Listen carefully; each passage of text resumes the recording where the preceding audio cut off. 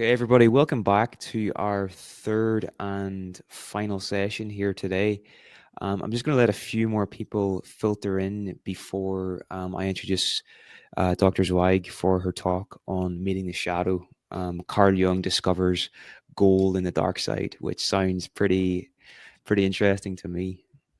So we'll just give it a couple, maybe one more minute, and well, there it's 3:30 now, so I think we can just go ahead.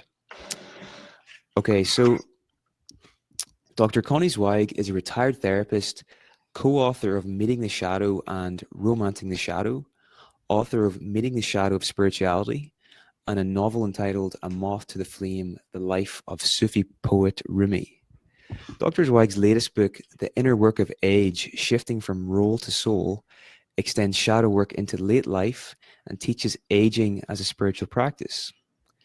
Connie has been doing contemplative practices for 50 years, and she is a wife and grandmother and was initiated as an elder by Sage Jung International in 2017. After investing in all of these roles, she is now practicing the shift from role to soul.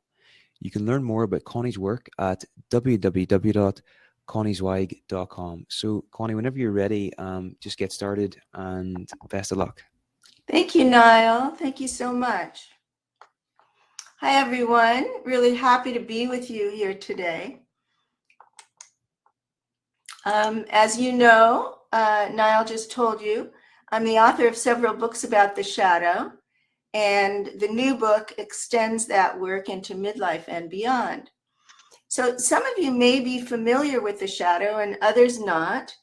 Today, I'm going to introduce you to the terminology, the framework, and the method of shadow work, which was developed by my co-author, Steve Wolf, and I in Romancing the Shadow. We'll have an hour together before our Q&A, and I'm going to present material and then pause for you to write and self-reflect about it as you begin to introduce yourself to your own shadow. The shadow is slippery. Its nature is to hide, and so if you don't follow the first time, I'll be repeating the process, and you will get it at some point. It's not easy to look at a blind spot in our awareness, like the shadow. So be patient with yourself, and hopefully by the end of our time together, you'll have a sense of how to continue to practice shadow work at home, or if you're a clinician, you can pick up one of my books and begin to work with your clients with this orientation. So let me begin with a story. In Oscar Wilde's only novel, The Picture of Dorian Gray, the central character, Dorian, who you see here, is a beautiful, vain young man in 19th century England. He sees a painting of himself that's startlingly handsome and without a blemish. And suddenly he desires to remain youthful and perfect forever, with no sign of aging or imperfection. To this end, he makes a pact with the devil. All signs of his aging and degeneration, even evidence of his greed and cruelty, would from then on appear on the painting rather than on his face. And the painting gets hidden away, never to be seen by anyone, in a dark closet. But from time to time, Dorian's curiosity gnaws at him, and he pulls the picture out of the darkness and takes a quick glance, only to see the youthful face growing more and more terrible. Each of us is like Dorian Gray. We seek to present a beautiful, innocent face to the world, a kind, courteous demeanor, a youthful, intelligent image. And so we push away those qualities that don't fit the image and don't enhance our self-esteem and make us stand proud, but instead bring us shame and make us feel small.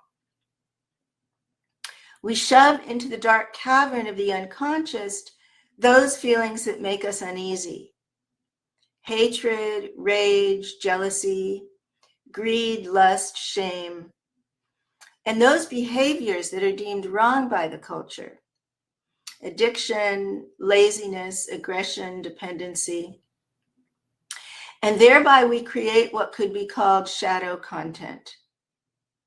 Like Dorian's painting, those qualities ultimately take on a life of their own, forming an invisible twin that lives just behind our life or just beside it, but as distinct from the one we know as a stranger. The stranger, known as the shadow, is us, yet is not us. Hidden from awareness, it's not a part of our conscious self-image, and so it seems to appear abruptly out of nowhere in a range of behaviors, from off-color jokes to abusive acts. And when it emerges, it feels like an unwanted visitor, leaving us ashamed and mortified.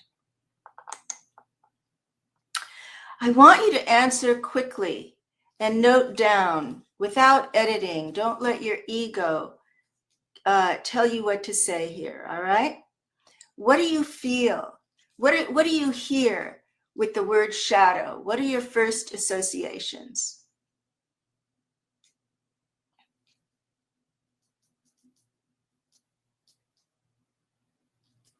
Just answer quickly without editing, please. Do you have a shadow? What do you feel about that?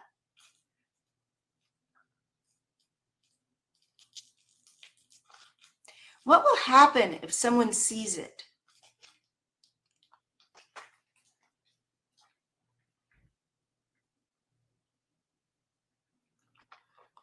How are you like Dorian Gray? I'm going to give you a few minutes to contemplate these questions. So, personal shadow is a term coined by Carl Jung to refer to the personal unconscious. The shadow develops in each of us as children as we identify with socially acceptable traits like politeness, generosity, caretaking, to find love and acceptance from adults. And in this way, we form a conscious ego, and we banish the opposite traits like rudeness, stinginess, self-centeredness into the unconscious shadow. So the ego and shadow develop in tandem, and each is reinforced by the messages, even the glances of parents, teacher, clergy, and friends when we try to gain their approval. If our sadness is shamed, it's exiled into the shadow. If our anger is punished, it's banished too. But if our musical or artistic talent is dismissed, it too gets banished into the shadow. And so it's not only what we think of as negative qualities and traits, it's also some of our gifts that get repressed there. And our egos develop to accommodate the loss of those authentic feelings and talents. The great poet Robert Bly liked to say, when we're 1 or 2 years old, we have a 360-degree personality, energy radiating out from our bodies and minds like a living globe of energy. And one day we notice that our parents don't like a part of the ball. They say, "Can't you be still? It isn't nice to hit your brother." So behind us, we carry an invisible bag, and the parts of us that our parents don't like get shoved into the bag. And by the time we go to school, the bag is growing large, and the teacher says, "Good kids don't get angry." So our anger goes into the bag, and we become nice, and our bag is a mile long. And then in high school, we do a lot of bag stuffing to be accepted by our peers. Maybe we stuff our intelligence to be with athletes, or we stuff our athletic gifts to be with the honor students. And by the time we're 20, we only have a slice of that globe. And then we meet a woman who has her thin slice, or a man with his, and we marry. And we think we know the person, even though there are huge parts of each other in the bag.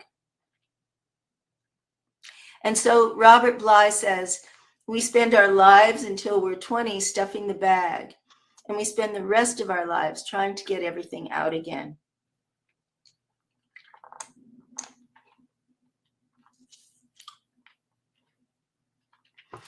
So please read these points and make some notes about them for yourself.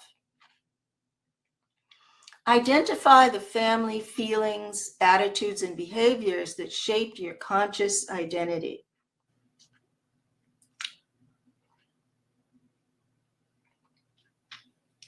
And again, no editing, just free association. Write it quickly.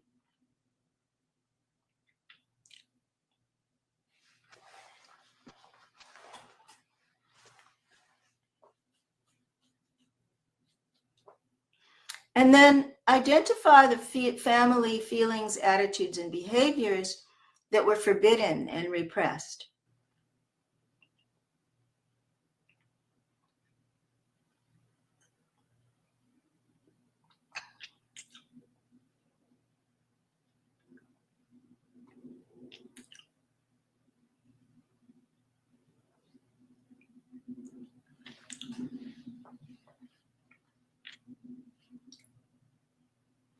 And then identify the sources of those messages that resulted in shadow making.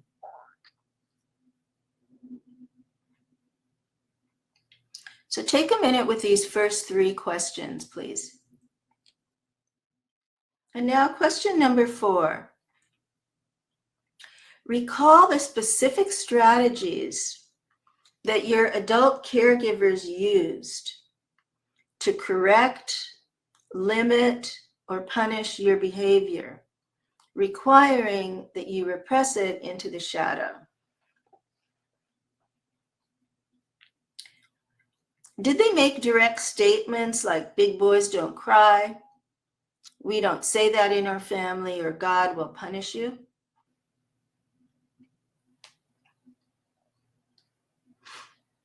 Did they use the threat of punishment? If you do that, you'll go to your room and miss dinner.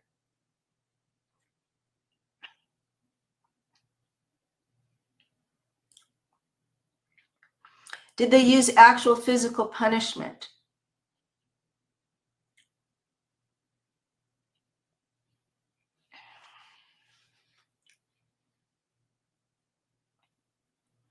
Did they use shame or tone of voice, contempt, rage?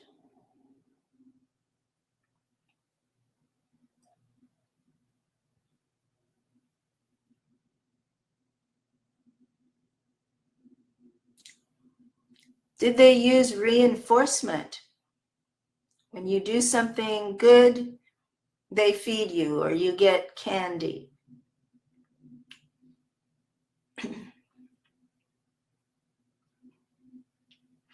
Did they model an open expression of feelings and opinions, or did they shut them down?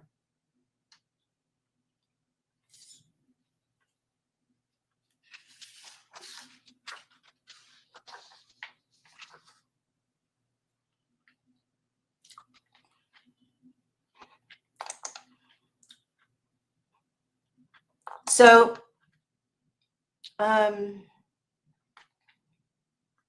the shadow is formed through repression, unknowingly stuffing bad, quote, bad feelings and behaviors away into the unconscious, where they build charge and erupt later in our lives.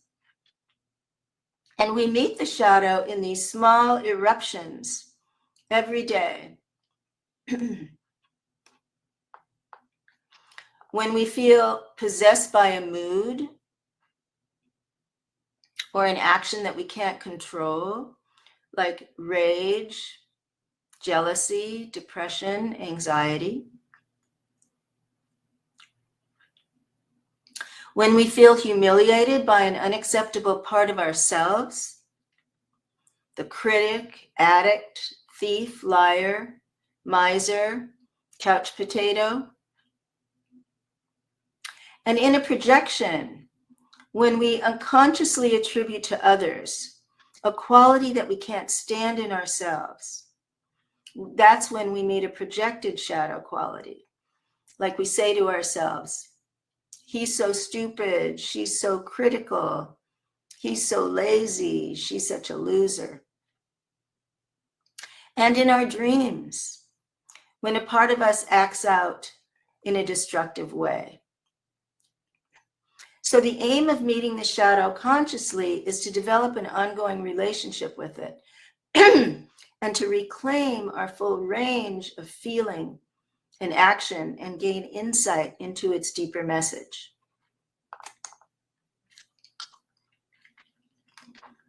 Our first response to the emergence of any shadow is denial.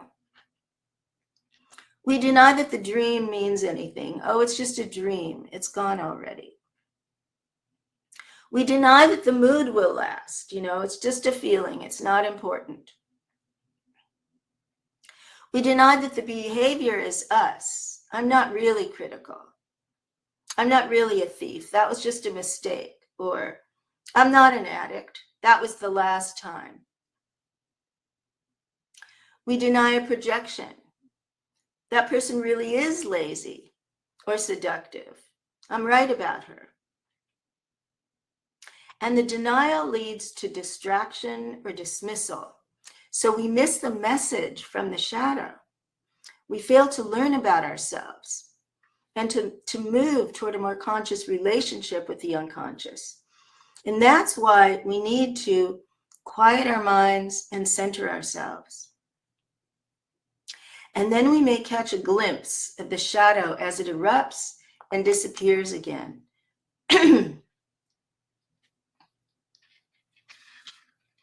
To meet a shadow, to face a difficult, uncomfortable, denied part of ourselves, we need to prepare.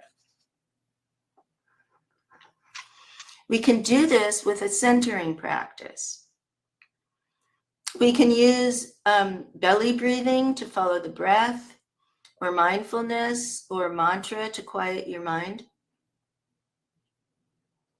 Whatever your practice, or if you don't have one, you can learn one. And this is why I like to say shadow work is a spiritual practice, because it's really enhanced by a sitting, centering practice in which you can quiet your mind and watch the shadows as they come up. So we learn self-observation by calming and quieting ourselves so that we can shift our conscious attention toward our unconscious process. We begin to notice when a shadow character is erupting by listening to the voice of a shadow character. Ask yourself, is that my shadow? And begin to watch during the day for repeating thoughts and feelings. And ask yourself, is that my shadow? So this is not the time to do anything about it. First, we're cultivating the new habit of noticing, of self-observation.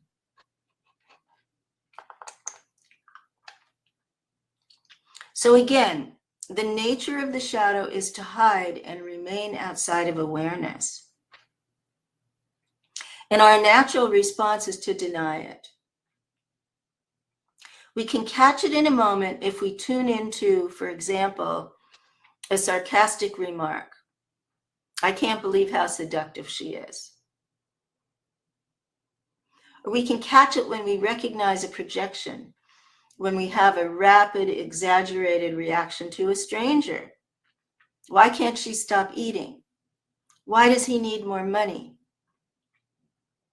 And then it will recede again behind the curtain. And with patience, we can invite it out into the light. This process of slowly bringing the shadow into awareness, shedding light on the darkness, forgetting and remembering it again, is the nature of shadow work. And eventually, we create a conscious relationship with the unconscious, and we reduce its power to sabotage us. Our psyches are not a solid, unified front surrounded by a Teflon wall. They're dynamic, fluid worlds populated by many inner characters that come and go quickly, moment to moment, changing our moods, attitudes, and needs. During these shifts, we feel as if we're possessed by a single character, while the other parts remain off stage. While one part acts out, it may not feel like me at all. I call these parts shadow characters because they arise from the unconscious with a personal history, a wound to bear, and a gift to give. The more unconscious the character, the more tightly it holds center stage, leading us to feel and act in unfamiliar, self-sabotaging ways.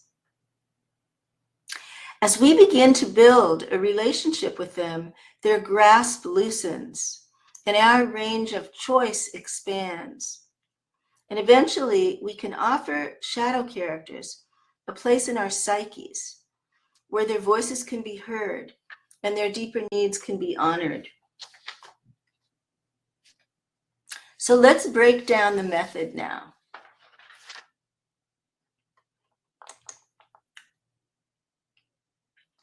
Each shadow character has repetitive cues every time it appears.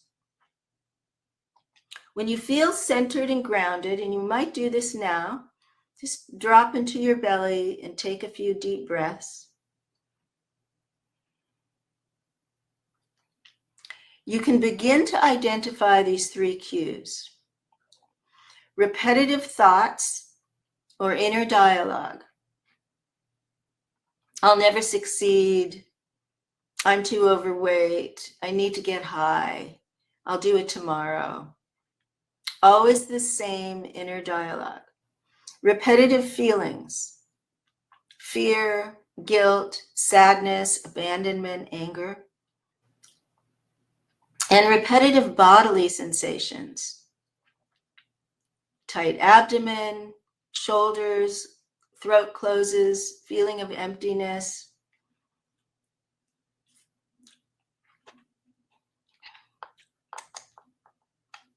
So next, we imagine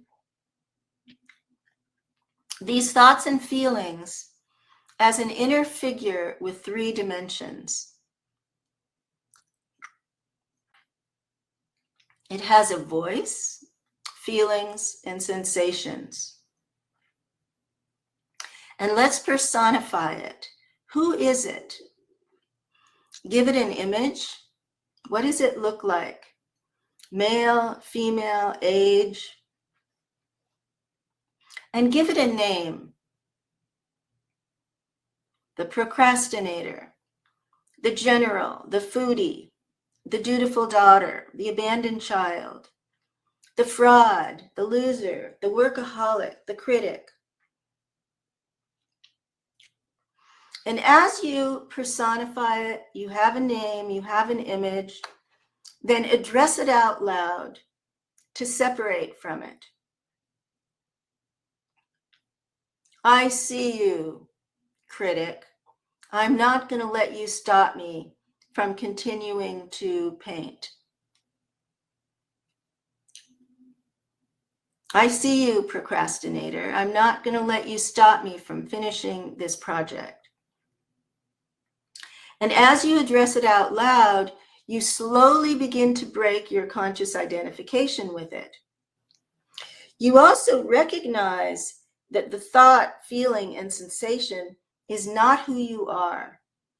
This shadow character is not your spiritual identity, your higher self, your spirit, whatever you call that essential nature.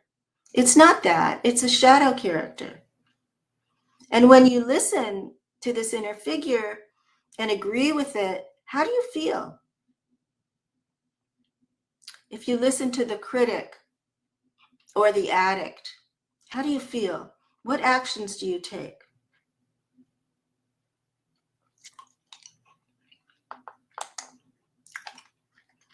So now let's use this well-known figure as an example to do shadow work. The inner child is a key shadow character. Its early life experience in all of us has vast influence over the quality of our lives. Our self-esteem or self-hate, our capacity to express feelings or our incapacity, our sense of safety and anxiety, our sense of acceptance or rejection, our sense of being seen or invisible. And because our parents were not ideally parented themselves, it's likely that they passed on their family shadows to us. A father judges and condemns his sons as weak. A mother shames and criticizes her daughter's body. And so the children internalize the parents' voices and begin to treat themselves in the same way, pushing the innocent child into the shadow where it carries feelings of anxiety, loneliness, helplessness, grief, starvation for emotional nourishment. So as adults, when we become attached to someone, we're unaware that the needy child still lives in us in the shadow.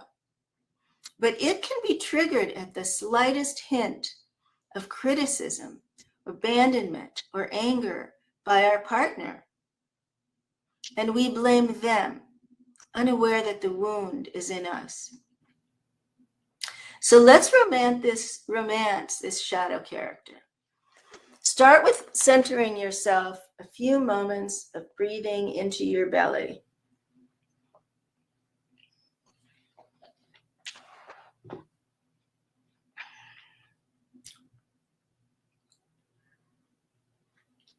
Identify the presence of your inner child, a needy child, an abandoned child, a lonely child,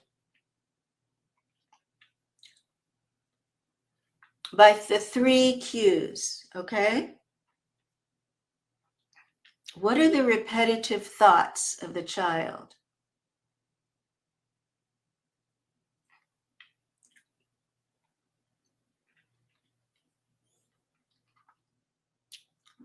What are the repetitive feelings?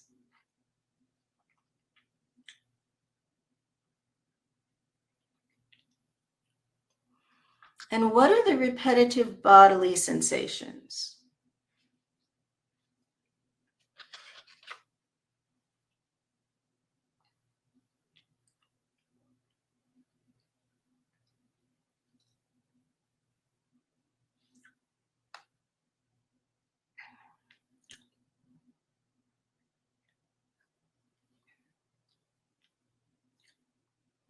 I hope you're reflecting and taking some notes.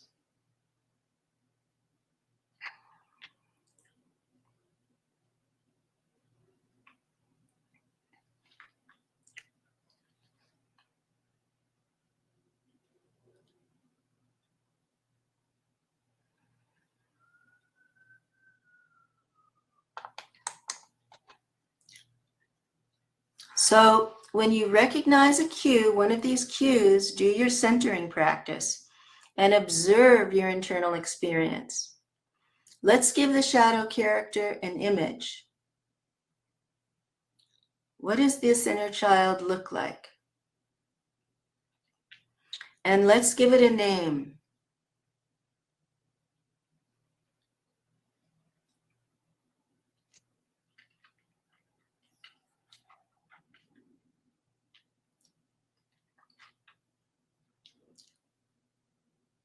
And the next step is address it out loud to separate from it.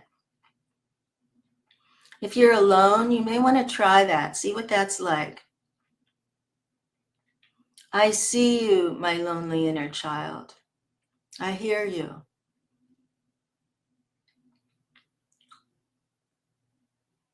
I love you.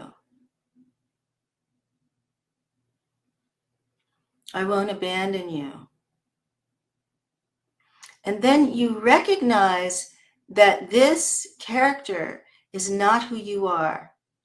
Because as you separate from it and observe it, it comes outside of you like a third person. You address it in the third person, and you recognize that is not your true self.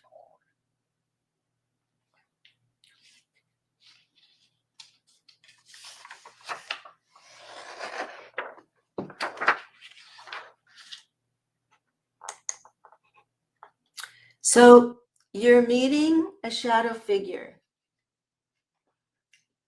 And whatever you called it, needy, abandoned, lonely, orphaned, inner child, when you listen to it and obey it, what are the consequences?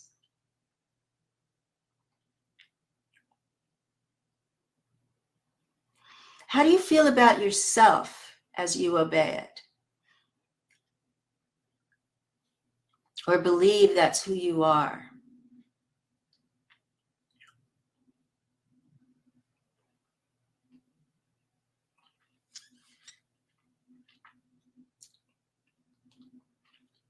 How do you feel about others?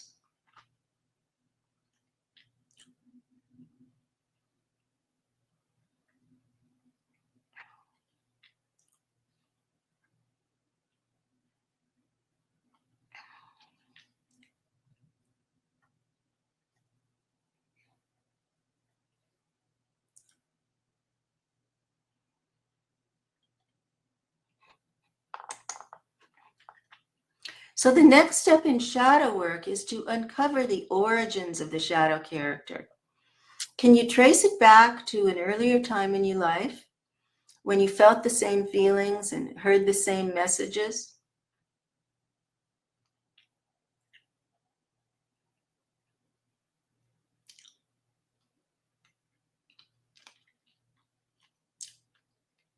You can go to high school or college. You can go to your early childhood. You can trace it back as far as you can. And did you experience or observe emotional or physical abandonment? Is it rooted in that?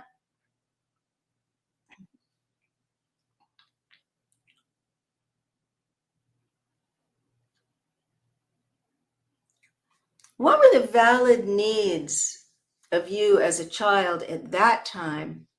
And what are the valid needs of this inner figure now?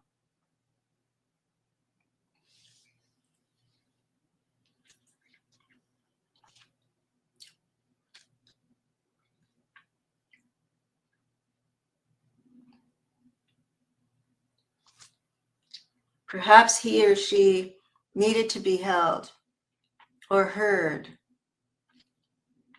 or fed or find a friend or to be touched. What are the valid needs of this inner child now? And how can you, as an adult, meet the needs of this child within you?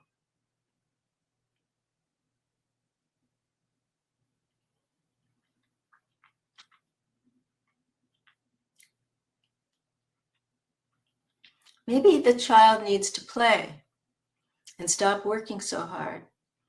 Maybe it needs to feel carefree for a little while. Maybe it needs to feel soothed or rested.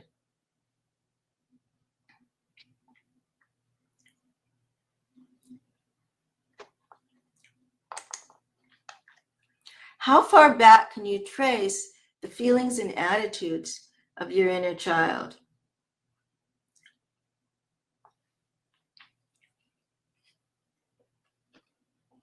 Who silenced, okay, so wait a second, I've got to go to my notes here.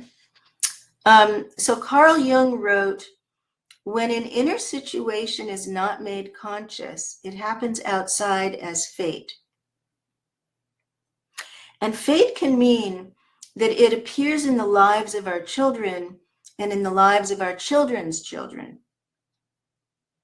So let's talk about the transmission of intergenerational shadow in the formation of the needy inner child.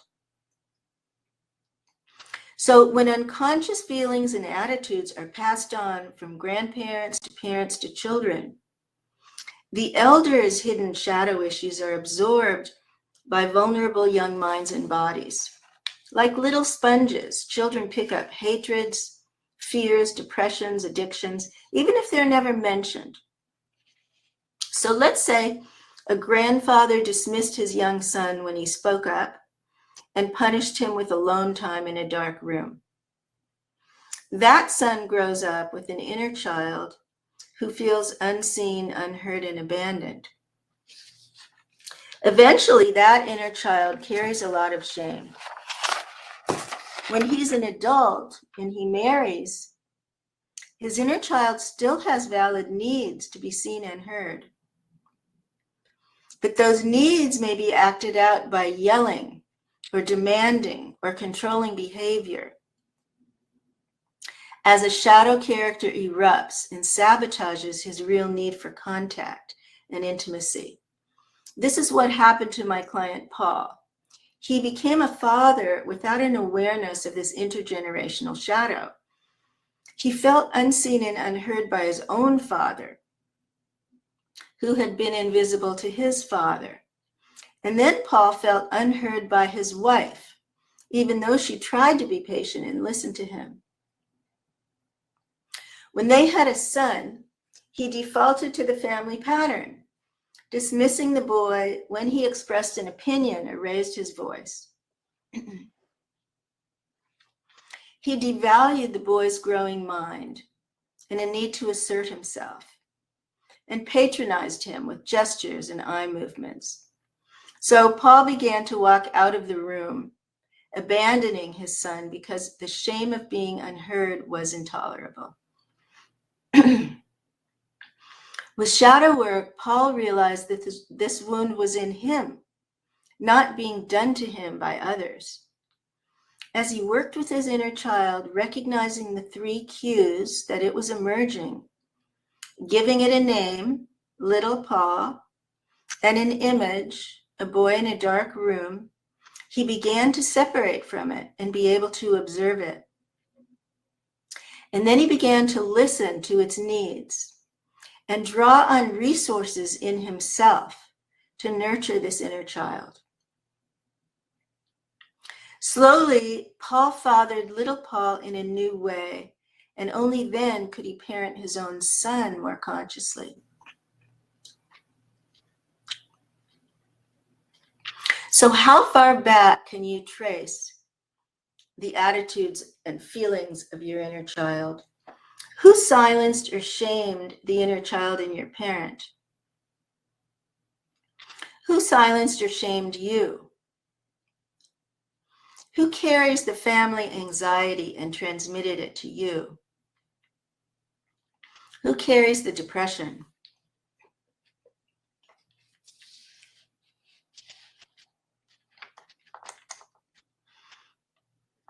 Let's practice with another example, the addict. This is the character that leads us to act out self-destructive tendencies beyond our ego's control. So you can explore addiction to food, drugs, alcohol, or love as we do this. When we're in the grip of an addiction, it feels like a vague, amorphous, all-controlling energy. It saps our will and brings us shame. Perhaps you saw your parents use food, drugs, or love in an addictive way to stuff their feelings into the shadow, fill their emptiness, and avoid intimate contact.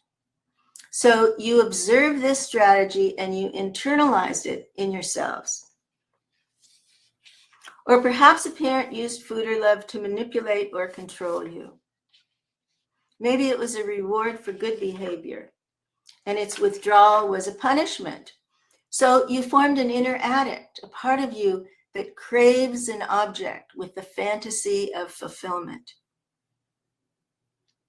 Let's romance this shadow character, personifying it and naming it so that we can identify when it erupts and tries to control our behavior. Start with a minute of breathing into your belly.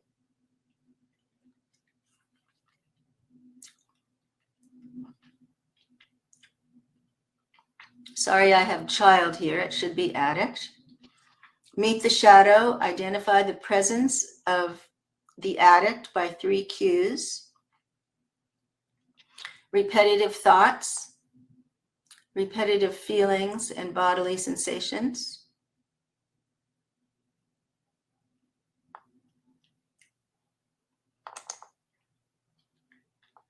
Oh, I have this continuing. Sorry, my mistake here. So when you recognize a cue, witness your experience, give the shadow character an image or a name like the addict, address it out loud and separate from it, and recognize that the addict is not who you are, your true self. You're meeting a shadow figure.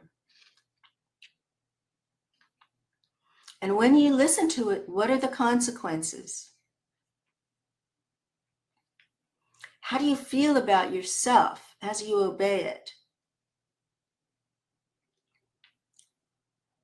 How do you feel about others?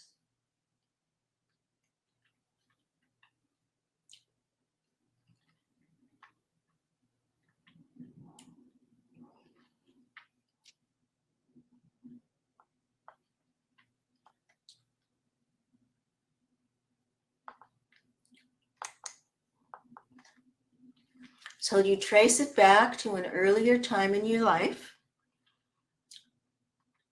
when you felt the same feelings and heard the same messages.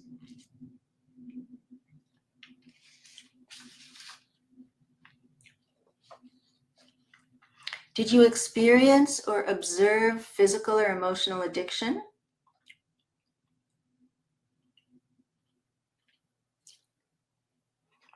What are the valid needs of this inner figure?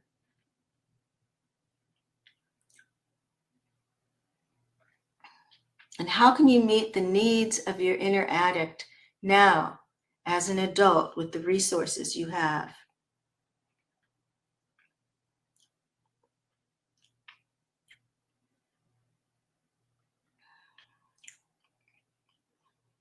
What does it mean to you to become aware of your inner addict as you romance this figure and create a conscious relationship to it rather than allow it to influence you from the unconscious?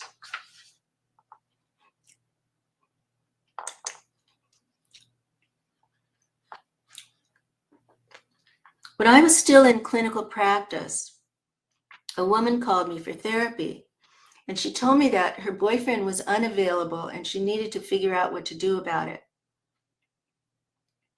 We learn as therapists that the presenting problem is often not the real problem. But I agreed to see her, and this is what she described. After work, night after night, Sarah waited by the phone for her boyfriend to call. She tried to read or watch a movie, but she couldn't. She sat by the phone and ate ice cream.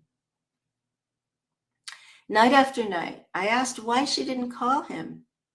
She was too scared to find out what he would say. So she waited and ate ice cream, and she had gained 10 pounds. I asked her to begin to observe what she was saying to herself during this experience.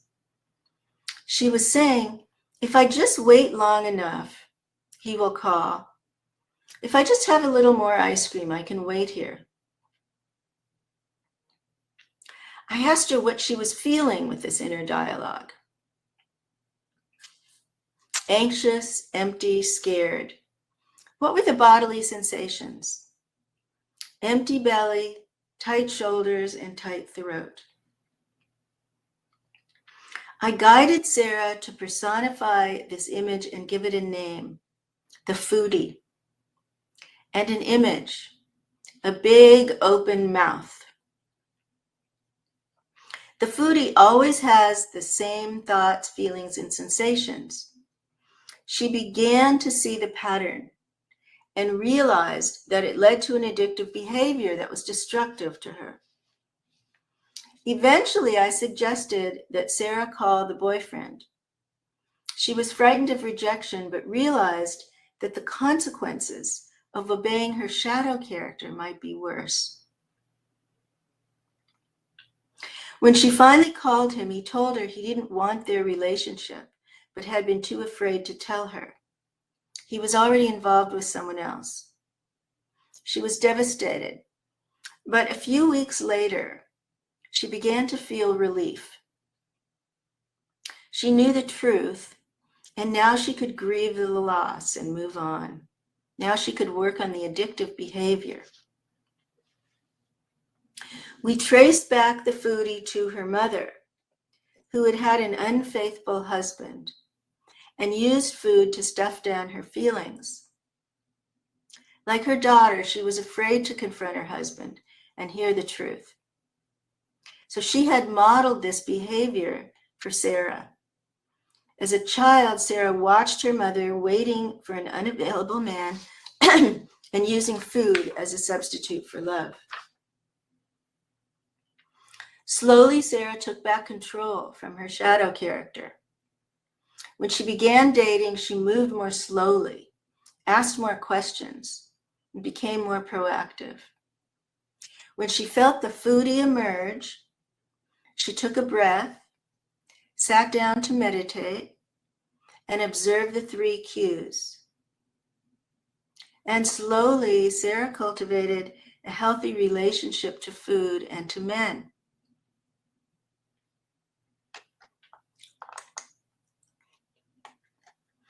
As we age through the lifespan and continue to repress or banish feelings, behaviors, and traits into the shadow, our shadow characters change. My new book, The Inner Work of Age, Shifting from Role to Soul, is about the shadows of age, those qualities and traits that are denied or feel unacceptable to us in midlife and beyond. The first shadow character I call the inner ageist. It has internalized ageism from the collective ageist shadow and sees young as good and old as bad. With the new longevity, we see lots of people denying their age, buying into anti-aging messages, and striving to stay young by maintaining a midlife pace, values, and priorities, and continuing to identify with their achievements. In the context of age, most of us learn that being independent, quick, productive, and strong are valued and result in rewards of approval and status. On the other hand, we learn that their opposite traits, dependent, slow, unproductive, and weak, are devalued and result in disapproval and shame. And so naturally, we dread the loss of these socially acceptable traits as we age, slow down, do less, and need others more.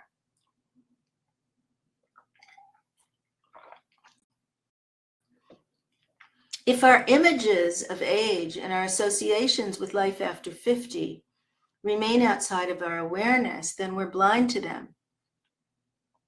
Like my 89-year-old friend who told me he didn't want to be with old people because he wasn't like them. We deny our reality and reject a part of ourselves. It turns out that what we believe about old age actually shapes how we experience it. Research out of Yale has demonstrated that our unconscious images and beliefs in the shadow affect our physical, emotional, and mental health in late life. They even affect our longevity. So there are real consequences to what we stuff into the shadow about old. When we learn to establish a conscious relationship with those parts of ourselves that are outside of awareness, we can attune to our many inner voices and detect those that can be guides for us and those that can sabotage our dreams. When we center ourselves, quiet our minds, and attune to our internal guidance, we expand our self-knowledge to include that which has been excluded, a deferred dream, a secret desire, a hidden talent. And now, in later life, when the ego no longer reigns supreme, we can open ourselves and allow these banished feelings and fantasies to be heard. So for you, what about old is stuffed into your darkroom? What stereotypes, fantasies, and images about aging are you carrying unknowingly, whatever age you are, into your late life? I had a 30-year-old who read my book and said to me recently, I'm not going to grow old in the same way that I was before. So whatever generation you're in, ask yourself, what about old is stuffed into the closet?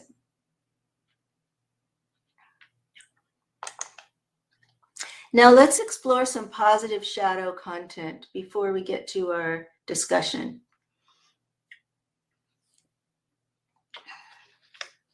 As the conscious personality develops and we express certain traits and feelings and talents, those that remain unexpressed get stuffed away, creating what Jung called the unlived life. This process of expression and repression is a natural, inevitable developmental journey. But the content that gets repressed is not merely negative. Our gifts and talents, unfulfilled dreams and desires lie dormant as well. In some families, athletic gifts are praised and encouraged, and in others, they're seen as trivial. In some families, artistic talent is praised, and in others, it's seen as a way of avoiding hard work. So if we grow up in a family in which our unique gift is not valued, it gets sacrificed into the dark. Please write down these questions and take a few minutes to contemplate them. What did your family encourage, or how did your family encourage or limit your creative expression?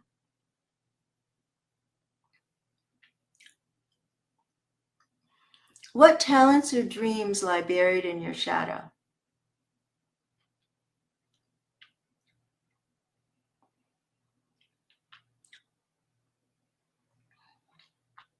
How do your relationships and careers encourage or limit your creative expression?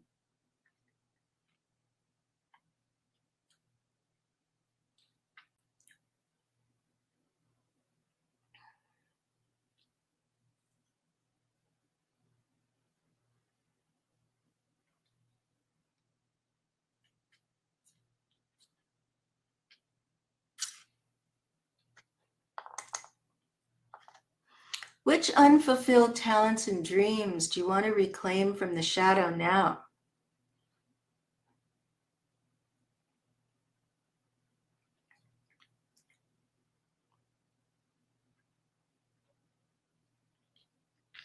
What stops you? There's a shadow character that you may be able to identify that's stopping you. And what are the consequences of obeying the shadow and not heeding the call?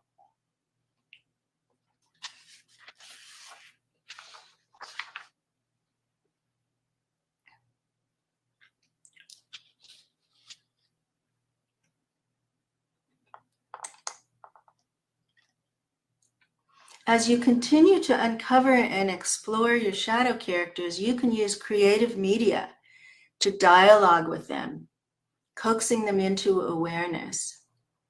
You'll want to create a safe, quiet environment, maybe light a candle, and then center yourself and observe your fantasies of a different life from the one you're living. What are your daydreams and fantasies of your unlived life? What message are they bringing to you? And you can observe your dreams at night and watch for shadow figures that carry traits and engage in actions that would be unacceptable to you. They are parts of you coming to visit from the shadow. When you've personified a shadow character and identified its repeating voice, begin a dialogue with it. Probe its meaning, asking questions of identity and purpose. Who are you? Why are you part of me? What were you protecting in my early life? And what is your purpose now? You can write a letter to your shadow character. You can write a letter from your shadow character. And this will further enable you to distance from it and simply observe it. Also, when you've personified a shadow character and identified its image, its gender, age, ethnicity, and role, paint or draw the image. And then contemplate it and allow the image to take on a life of its own, like Dorian's painting. This will further enable you to visualize it outside of yourself. So you can use dreamwork, writing, drawing, painting, sculpting, movement.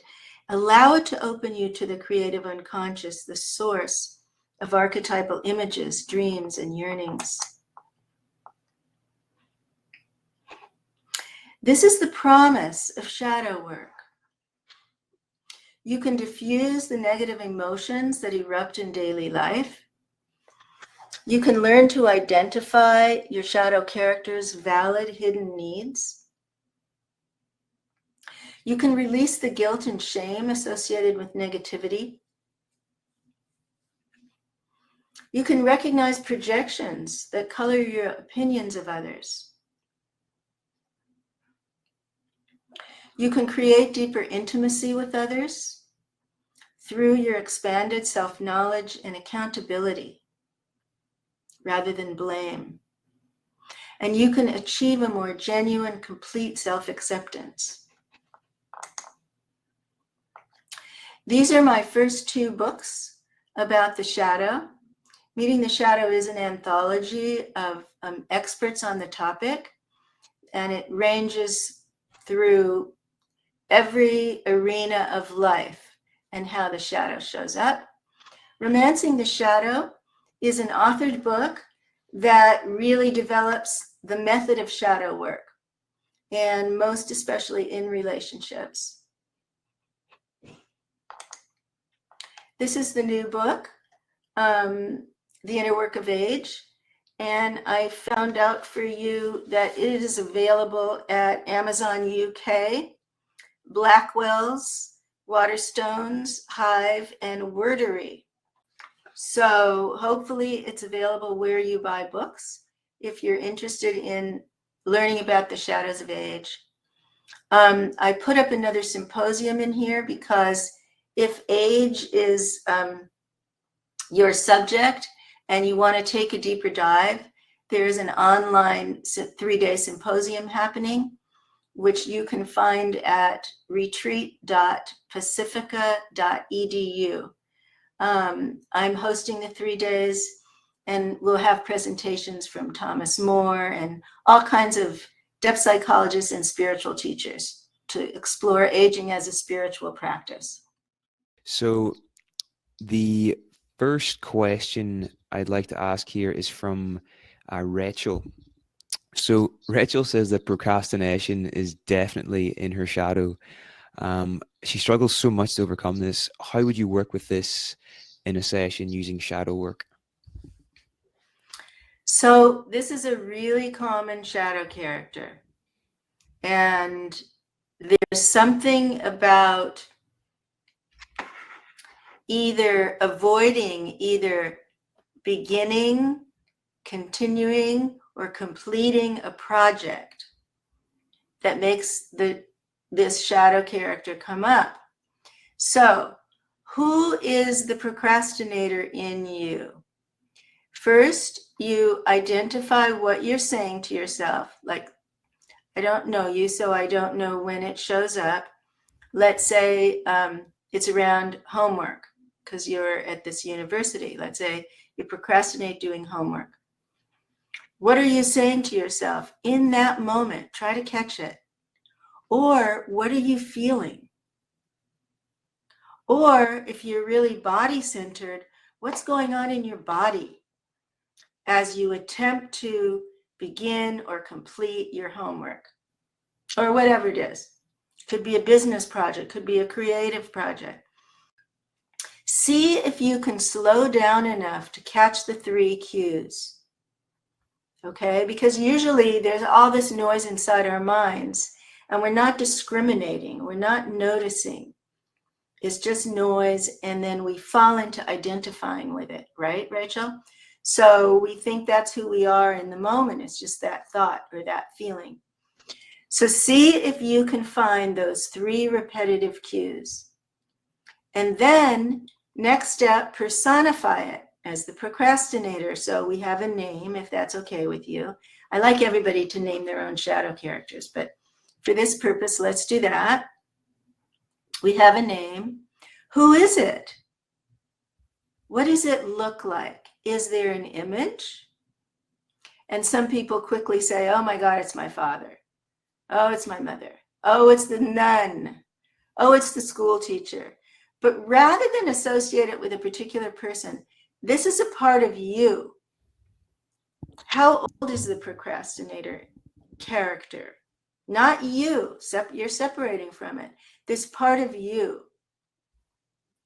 What is the gender? What is the, and then we're going to trace back and look at what is the story, the origin story of the procrastinator. Did you experience that in high school? Did you experience that in middle school, in elementary school? I don't know what you call those in standard something or other, I think, in the UK. So, see if you can trace it back and identify a message or a behavior or a look from someone that created that character. See if you can find the source of it. Is either of your parents a procrastinator? Or I shouldn't say that. Yeah, I shouldn't say that. Does either one of them do that behavior? Okay? And then you do your centering practice and you begin to watch when it comes up as you begin your homework or your project, or you try to complete it. There are actually different valid needs for the procrastinator with beginning a project and completing a project. I had a client once say to me, I'll never finish this project because I can't imagine what my life would be like if I weren't doing it. It's just too scary. So he procrastinated completion. So that's a different issue than beginning. So these are a few kind of clues for you to get started if you're interested in this method. The procrastinator has valid needs. Maybe it fears failing or humiliation. Maybe it feels it can't do it well enough, perfectly enough. What is your procrastinator telling you and why? Where does that message come from? And then once you break your identification from it, right, and you actually feel your momentum on the project, you say, okay, procrastinator, I see you, I hear your message, I'm moving ahead anyway. Okay. 100%. That's a great answer. And just to build on what Connie has already said, there's a great book. Many of you will already have heard of it. It's called The War of Art. and it's a great tool for overcoming procrastination. I find it very helpful in projects I've tried to get over the line, so it's worth checking out. It's by Stephen Pressfield, The War of Art. So we've got one here from Nickel, and it's a similar question from Josephine as well. So Nickel asks, what is the interplay between shadow and unconscious trauma? And Josephine asks, I feel that we could substitute the word trauma for shadow in many of these statements and ideas. What do you see as the relationship between the two? So two very similar questions. Great, thank you. So,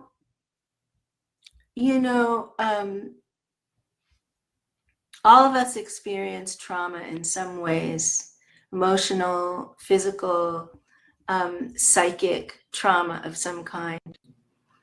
And there are many different available for working with that. You back? So there are many different methodologies for working with that. What I would suggest is that our essential nature, our spiritual essence, is not traumatized. There is a part of us that carries the trauma and another part of us that doesn't.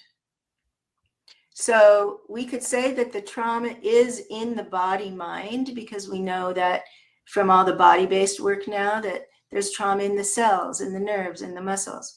It's not only in the mind, it's not only in the emotions. So there's trauma in the body mind. How do we begin to identify the limits of that? How do we begin to, I use the word personify from James Hillman. How do we begin to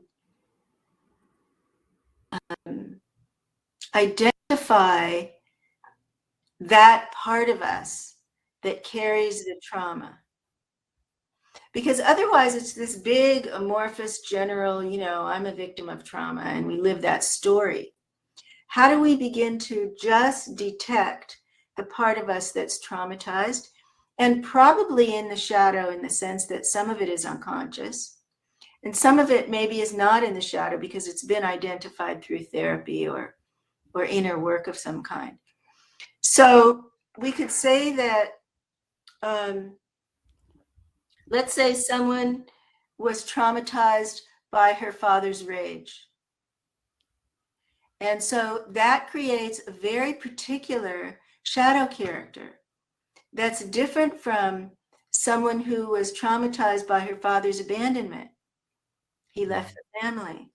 It carries different bodily sensations, different feelings, and different consequences in her life. So let's see if we can kind of specify a shadow character that carries a specific trauma. And then how do we work with that? How do we begin to heal that part, that shadow character, repair it? What does it need from us now? What does it need in therapy? What resources do we have to work with that? How can we ask help of others to work with that part? But first, it seems to me we need to really identify the specificity of the shadow character that's carrying the trauma. I think that makes a lot of sense. I'm just curious. So there's an approach to treating trauma, and it's a psychotherapy in general called internal family systems. Mm-hmm.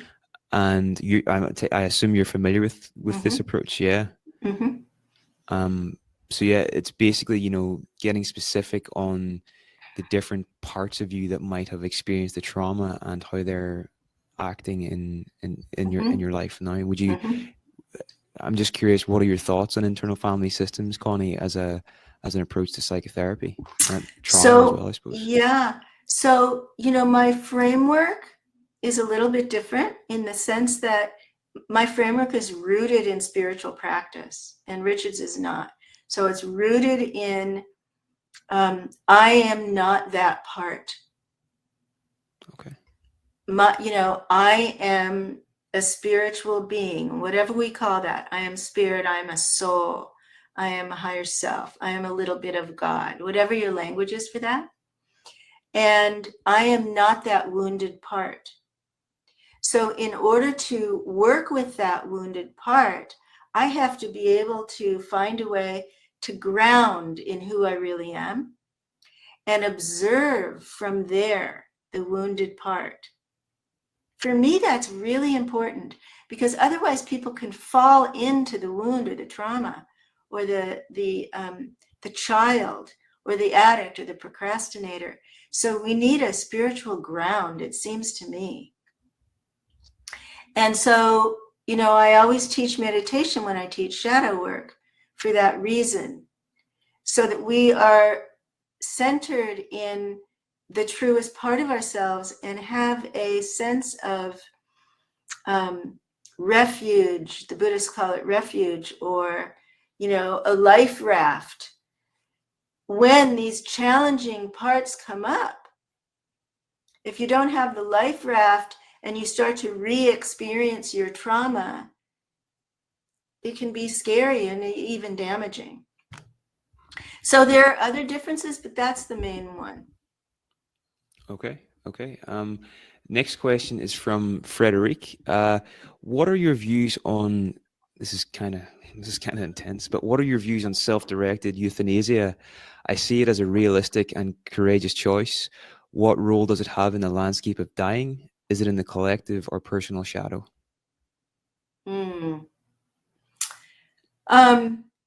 So one of the qualities of becoming an elder that I teach in the new book is mortality awareness. And the reason that mortality awareness, or consciousness of our death, is so important when we're in later life is if we're not really holding that awareness, we're in denial. And, denial of death is in the collective shadow. I would agree with him. There has been a collective in Western post-industrial, postmodern culture, maybe not indigenous cultures, there has been a collective denial of death. We don't see it, we don't talk about it, we don't prepare for it.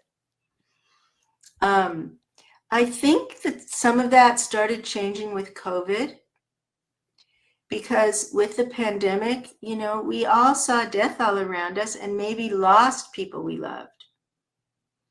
And I think that has penetrated this denial a bit. I don't know whether that will last after the pandemic, but I think it's made that shift. So for me, if we're not aware of death, then we can't actually do the work of life completion. And that's essential after midlife, when we have, this shortened time horizon. But we can't do it. A 67-year-old friend said to me this week, I'm 67. I have lots of time to go. And she may have 3 decades, and she may not. We don't know. But the point is, there was a denial in that comment. So in terms of euthanasia, that's kind of another subject. It's kind of a moral conversation that depends on beliefs. And I'm not here to tell people what to believe. My books aren't based on beliefs, and I think part of our inner work is actually to get free of our beliefs and to have direct experience. That's why I encourage meditation so much. So I'm just not going to respond to that part of the question. Okay, well, I think you raised such an important point about mortality awareness. This is a bit off topic, but I was listening to an interview with Will Smith from like the Fresh Prince of Bel-Air recently, and he was talking about, so he found out that his father had terminal cancer, and the diagnosis, I think it was something like he had 3 months to live, but he actually lived beyond that 3 months. So he actually lived for another 3 months beyond that.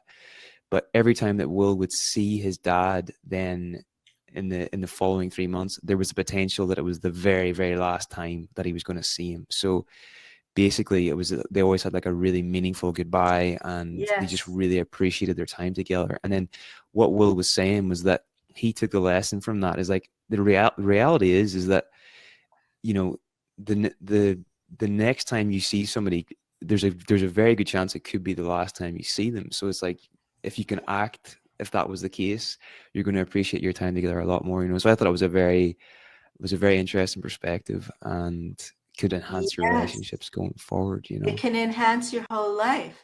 There's an alchemical thing that happens when you become aware of your mortality, because you recognize, what do you need to say or do so that you don't die with regret, right? 100%. What do you need to give or receive so that you can die in peace? And that changes how we live our lives now. No matter how many years there are, it changes the way we're present with other people, but also what we do with ourselves, what we prioritize, what we value now. Creativity from the shadow. So if there's a creative dream that's been there for your whole life, and you recognize your mortality, you're gonna be more likely to live out that dream now than if you're like, oh, I have all the time in the world, I'm not going to get sick, nothing's going to happen, right? Then the days go by and you don't actually grab hold of them. 100%. 100%. For anybody that is wants to sort of maybe keep that in mind more going forward, there's a great app. Um, Again, a bit intense, but there's an app called WeCroak, and they will basically send you notifications 3 times a day that say, "Remember, you're going to die," and they send you a quote, and it's just like, it just keeps it top of mind. I wouldn't recommend it doing it forever, but if you want to do it for a few weeks to try it out, it's probably it's interesting.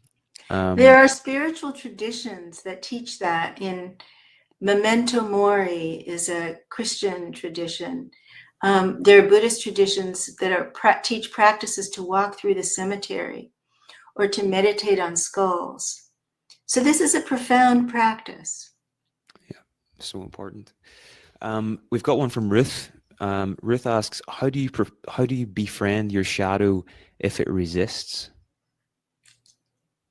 I wonder if she could be more specific. The shadow always resists coming out into the light.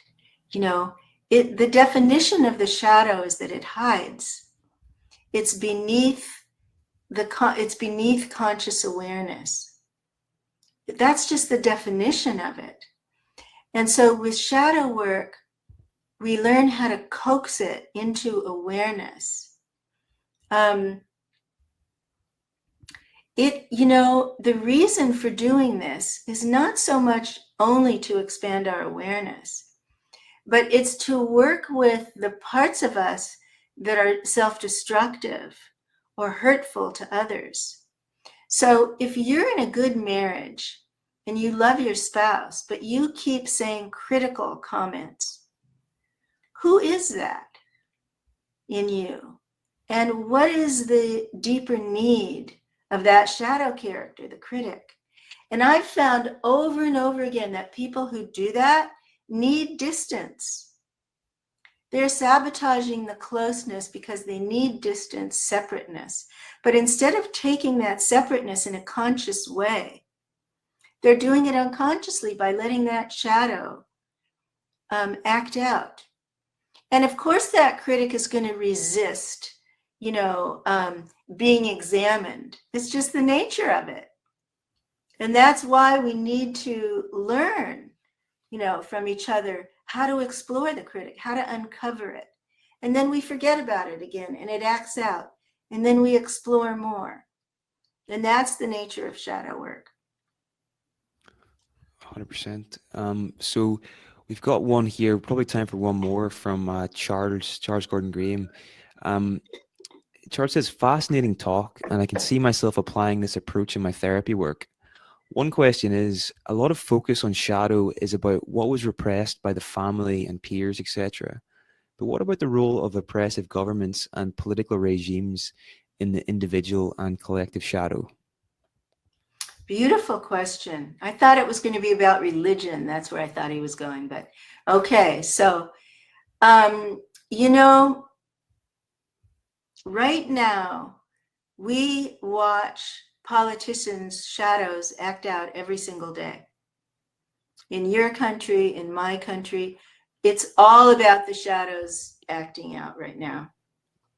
And yes, there is collective oppression, which is kind of analogous to individual repression. There is a sense by the government or the laws about what's okay and what's not okay behavior, what's legal and illegal. Just like in our families, we learn what's acceptable and what's taboo, right? So it's very analogous. So we learn in school about the larger collective shadow issues. One of the ones I wrote about in the new book is ageism. So, you know, we live in a really ageist culture right now, in which elders are not revered, in which people are living in age segregated housing. The healthcare system is ageist. You know, I'm not going to give you this operation because you're in your 80s. I mean, there are so many examples of ageism in our culture and very few models of elders with real vitality and self-awareness, right? So how does that affect us? Because that's an example of what he's asking. How does this collective shadow affect us individually? We internalize the message and we create a personal shadow that I call the inner ageist.